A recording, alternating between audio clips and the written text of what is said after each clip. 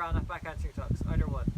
So this is not really a how-to, it's kind of how to fix up your round off tucks. So I'm not giving you drills or anything like that, but I'm going to give you some tips to what you should be looking out for to do in a round off tuck or round off back handspring tuck.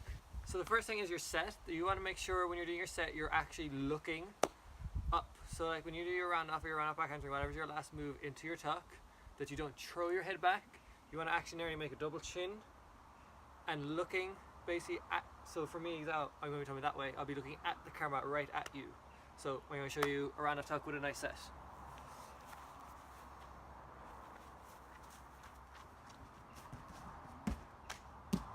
Now the reason you set for your round off tuck is so basically you get more height. The more you set, the higher it goes and the better it is.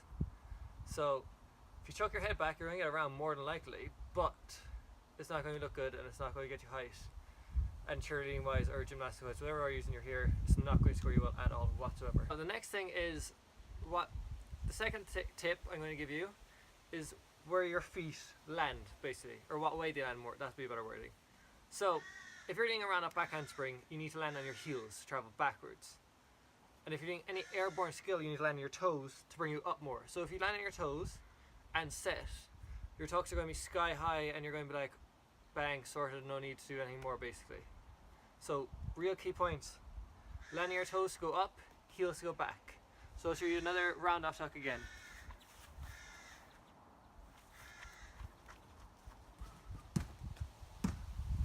So that was a round off tuck where I landed on my toes for my round offs, and as you saw I got a nice height in this. This time I'm going to do a round off back handspring tuck, so I can show you landing on my heels to travel back in the back handspring and landing on my toes to get up nice and high out of that back handspring.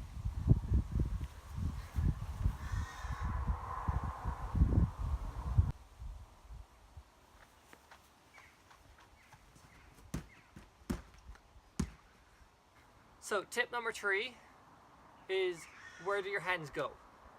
Now, a lot of people in their tucks, they say put them on your front, a lot of people say put them behind your knees, a lot of people say don't use your hands. Honestly, all three are right. It's what you're really most comfortable with. Now, advice wise, when you're learning, hands on the front of your knees, so if you do come down low, your hands go straight out, because the only thing you want is being your hands here and you're going to fall and you've hit the floor basically. So hands on your here, hands on your shins, easy to step, help you not hit your face off the floor basically. Now, when you're moving on, I suggest you move to back knees or open, because that would mean you're not relying on pulling in a tuck.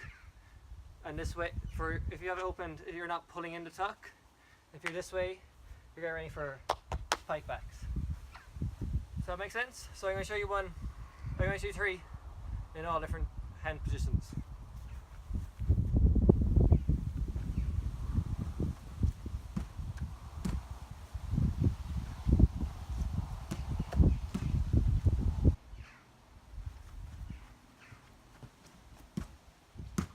So you will notice the tuck with no hands is really getting you ready for layouts, because usually when you do that, top half of your body is a nice straight position and you just have a bend in the knees.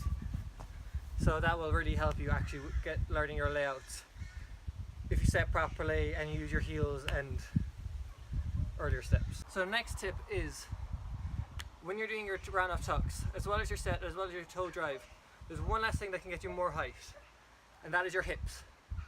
So a lot of people, when they land, let's go straight here. You're going to open up, pushing out your hips and then snapping them in. That action there makes your tuck faster, makes it go a bit higher, and it'll help you in your standing tucks once you eventually move on to learning them. So I'll show you again.